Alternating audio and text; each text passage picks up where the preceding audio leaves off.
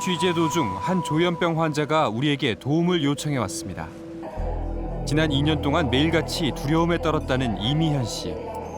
112 신고도 해보고 파출소 신고도 해보고 했는데 도움을 받을 때가 아무 데도 없었어요. 본인은 그러면 이게 조현병이라고 생각하세요? 아니, 지금 사람이 하는 거 누군가 자신을 24시간 감시하며 명령을 내린다고 했습니다. 통화를 했던 것도 다 알고 있어요. 그분들이. 우리하고 통화했다고 다 알고 예, 지금 여기 오신 것도 다 알고 있어요. 누가요? 여자 둘인데 한 사람은 나이 좀 있으신 분이고 한 사람은 젊은 사람이고 부엌 싱크대 창문 쪽에서 들리기도 하고 안방 창문 쪽에서 들리기도 하고.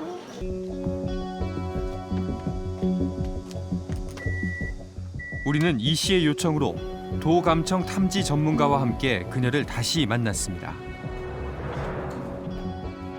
소리가 들린다는 장소를 모두 확인해 보기로 한 취재진. 이 씨가 가장 먼저 검사를 요청한 곳은 다소 황당한 곳이었습니다. 알겠습니다. 몸도 섞여있네. 자신의 몸에 누군가 전자칩을 설치했다고 믿는 그녀. 몸에 이상이 없어요. 이 씨의 일터와 살고 있는 집 구석구석을 전문 장비로 검사했지만 수상한 흔적은 어디에서도 발견되지 않았습니다. 못자가 냈다고 말합니다. 네? 못자가 냈다고 말합니다. 어쩌면 얘기한다고요? 자신의 눈으로 확인하고서도 결과를 못 믿겠다는 이 씨. 지금도 안 믿겨져요. 지금도 말을 지금 계속 하고 있는 상황인데 뭐라고 그래요 지금? 이렇게 하고서도 일할 수 있겠느냐. 이 사람들이 바로 가는 거 아니고 내가 일하는 작업장에 와서 전파를 불 것이다. 지금 그렇게 말을 하고 있어요. 15%에서 20%는 다 조현병 환자나 조금 정신적으로 어떤 큰 충격을 받았던 분들이 뭐 자기의 생활에 대해서 다 불안을 느껴요. 핸드폰이든 집이든 도청, 몰카, 위치 추적, 심지어는 문 앞에서 미행을 한다고 생각하는 분도 많이 있고요. 과거 정신분열증이라 불렸던 조현병. 현악기의 줄을 잘 조율하면 좋은 소리가 나듯이 치료만 제대로 받으면 일상생활이 가능한 병입니다. 그러나 치료받지 않은 경우 망상과 환청, 환각 등이 심해져 예측할 수 없는 행동을 하게 됩니다. 우리나라에서 조현병을 앓는 것으로 추정되는 환자는 약 50만 명. 전체 국민의 1%에 해당합니다. 우리가 만난 한 어머니는 조현병 환자인 아들을 피해 한 달째 집을 나온 상태였습니다. 그런 내용은 우리는 몰랐어요. 내용이 그렇게 이렇게 무서운 내용인지 몰랐어요. 불과 3년 전까지 살갑고 듬직했던 아들. 조현병이 발병한 뒤부턴 다른 사람이 됐다고 합니다. 아유, 나 지금도 무서워 생각하면. 우리 잠자는데 처음에는 가위를 갖다 놨더라고요. 계속 갖다 또 치우고 말없이 자꾸 치웠어요. 치우고 난 게는 어느 정도 지나면 또 칼로 식칼 있잖아요. 거기 있는 칼을 갖다 놨더라고요. 잠든 가족의 머리맡에 흉기를 두거나 위협하는 일이 반복됐다는 것. 두려움을 느낀 부모는 어쩔 수 없이 강제 입원을 결정했다고 합니다. 내 뇌를 멀쩡한 사람을 정신과였네. 그 뒤부터 심해지더라고요. 그게 부작용이더라. 하여튼 병원 갔다 오고 난 뒤로 폭력하고 난폭하고 욕설하고 강제 입원 이후 아들의 분노와 폭력은 어머니에게 집중됐습니다. 내가 딱 지한테 딱 이제 잡혔잖아요. 딱 내가 이제 죽게 되었어요. 완전히 그냥 내를 치고 때리는데 말이야. 그래서 내가 빌어서 내가 그냥 빌고 막 어떻게 해서라도 오시러스 했던 방에 가게끔만 그냥 방을 팍 들어가더라고. 들어가버리면 그때서 내가 막 창문을 끼쳐갖고 막 그 높은 2층인데 뛰내렸어요. 뛰내려갖고 막 온 동네 새처럼 나가다니요. 나는 내를 찾았어 막.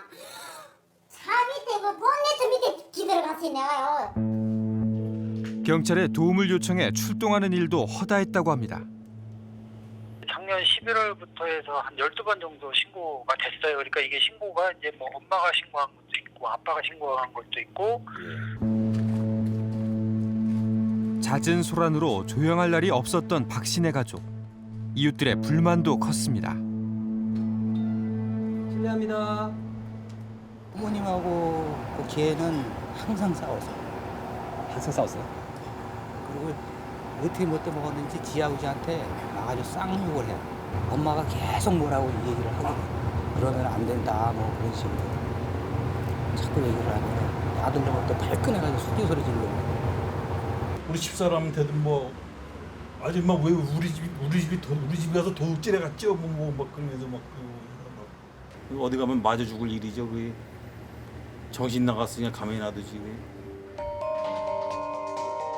결국 가족은 이웃에게 피해를 주지 않으려고 외딴 컨테이너로 거처를 옮겼습니다. 한 달 만에 다시 집에 돌아온 어머니. 그녀의 소원은 그저 하루하루를 무사히 넘기는 것뿐이라고 했습니다.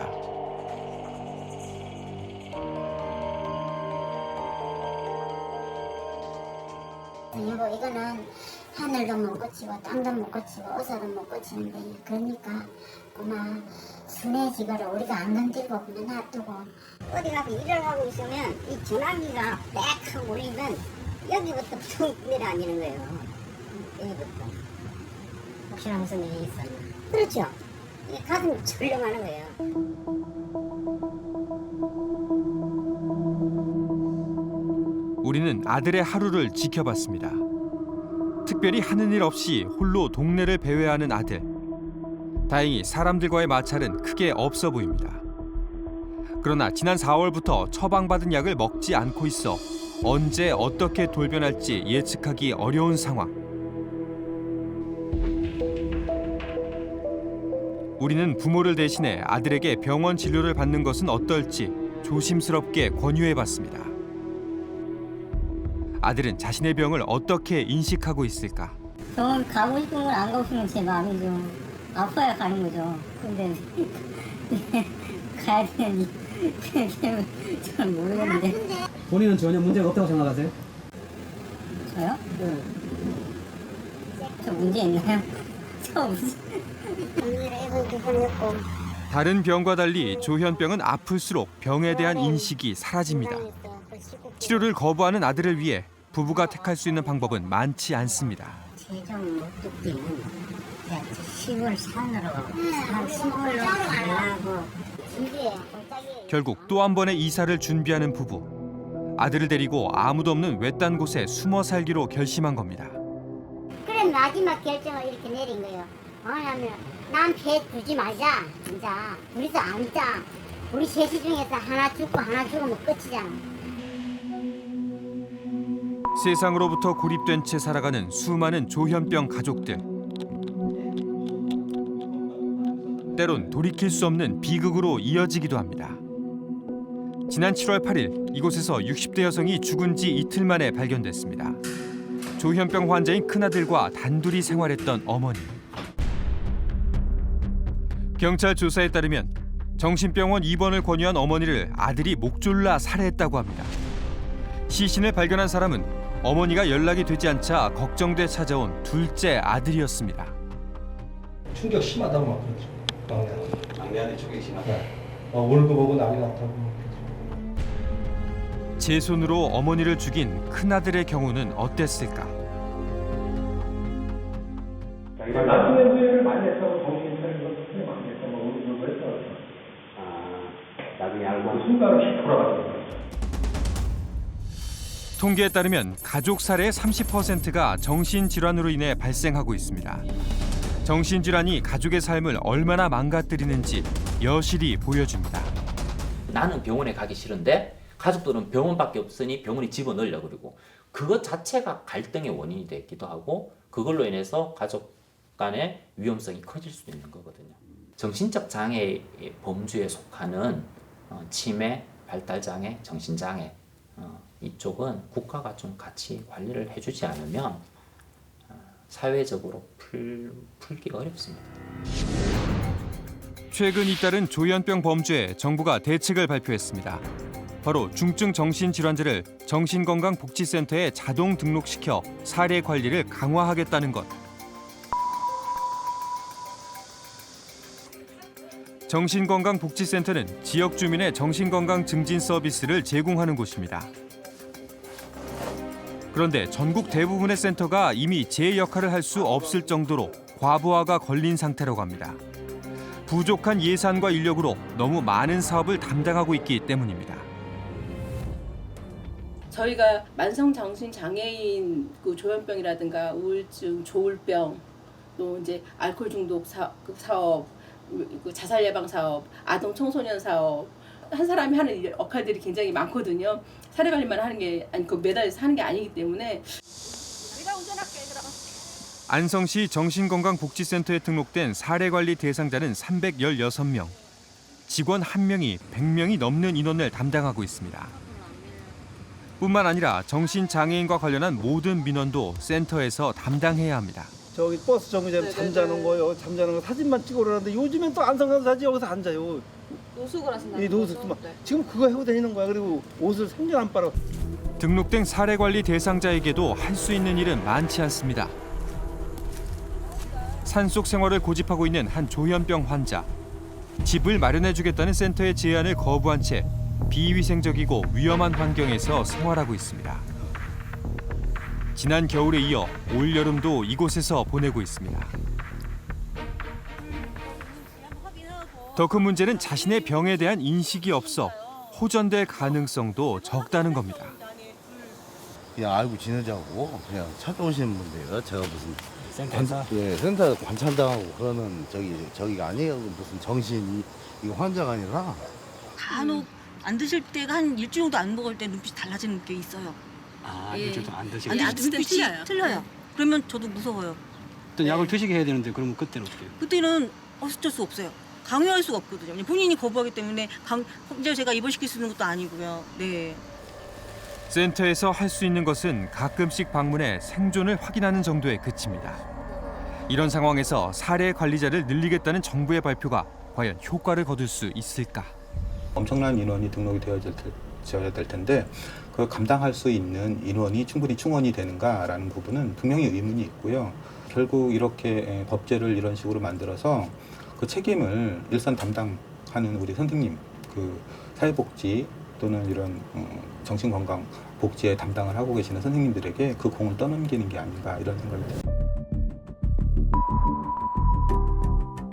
이미 수십 년 전부터 중증 정신질환에 대한 적극적인 서비스를 마련해온 미국.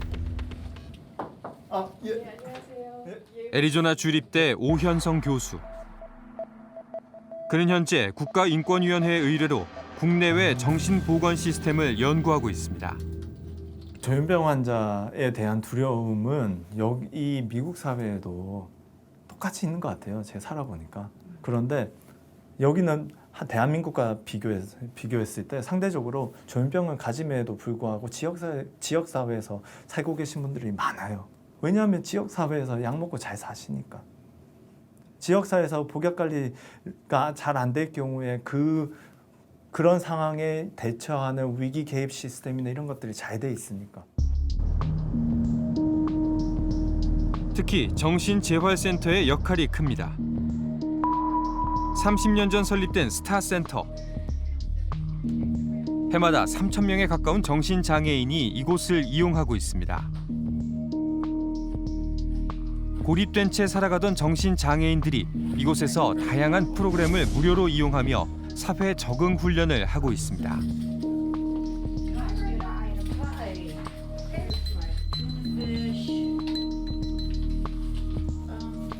형편이 어려운 회원들은 이곳에서 먹을거리와 입을 옷을 구입할 수도 있습니다. 돈이 없어도 센터에서 봉사를 하고 받는 쿠폰으로 지불할 수 있습니다. Thank you. Have a good day. You can see originally it was for $15, so they did a higher dollar chore, the bathrooms and things like that. Because we really want to teach independent living skills, we think that that's important. We would really love our membership to be able to reacclimate as much as possible into the community. And so by learning those skills, then they can invite friends over for dinner because they know how to keep their house clean or they have food to be able to do those things and to really re-engage in the general population. We do chores.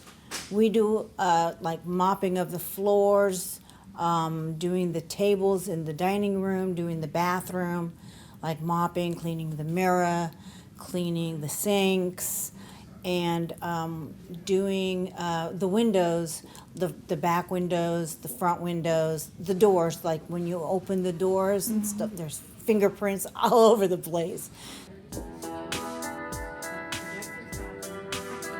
이곳 센터가 특별한 점은 정신장애인들이 서로를 돕는 멘토가 된다는 점입니다. 같은 병을 경험하고 극복한 동료의 말은 그 어떤 의사의 처방보다 효과가 좋다고 합니다. From the time I was in my 20s, I thought I'll be dead in the next 10 years. I'll take my life. When things started to change was when I went back to work. When I got out here, started making connections, got the support I needed from just the community here is amazing. 이곳의 CEO인 수잔 역시 정신장애인입니다. 그녀는 정신장애의 진정한 치료는 병원이 아닌 병원 밖에서 이루어진다고 강조했습니다. Proving hope and giving opportunities so people can decide to volunteer, can work part-time. Now I'm ready for full-time work. Now I'm ready to get married and have children. We're there for them to be able to come to us when they know they're having a hard time, they get the help they need, and then they can go back into the community again.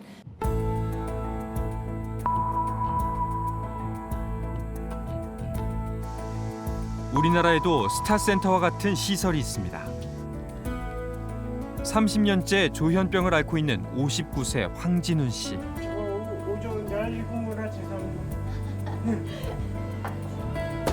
과거 정신병원 폐쇄병동에 강제 입원되기도 수차례. 그런 그가 이제는 정식 바리스타가 되어 일하고 있습니다. 감사합니다. 아이스 아메리카노 세잔 나왔습니다. 일하신 지는 얼마나 되셨어요? 2011년 카페 사업할 때부터 일했는데요. 그럼 한 7년쯤 됐네요. 네. 일하시는 건 힘들지 않으세요? 하나도 안 힘들고 어렵지 않고 쉽습니다. 생활비 쓰고 저축하고요. 그리고 어머님 도와드리고 여동생 도와주고요. 2004년 처음으로 재활센터를 접한 황 씨.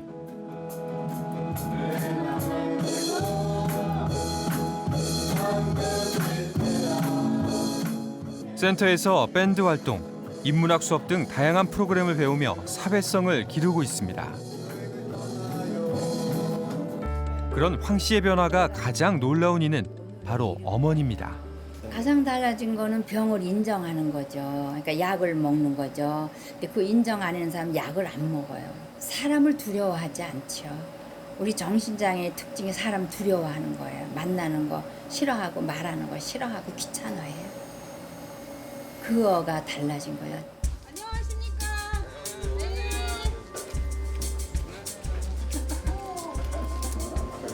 나를 기다려주고 나를 찾아주는 곳이 있다는 사실은 정신장애인들이 적극적으로 치료받는데 가장 큰 원동력이 된다고 합니다.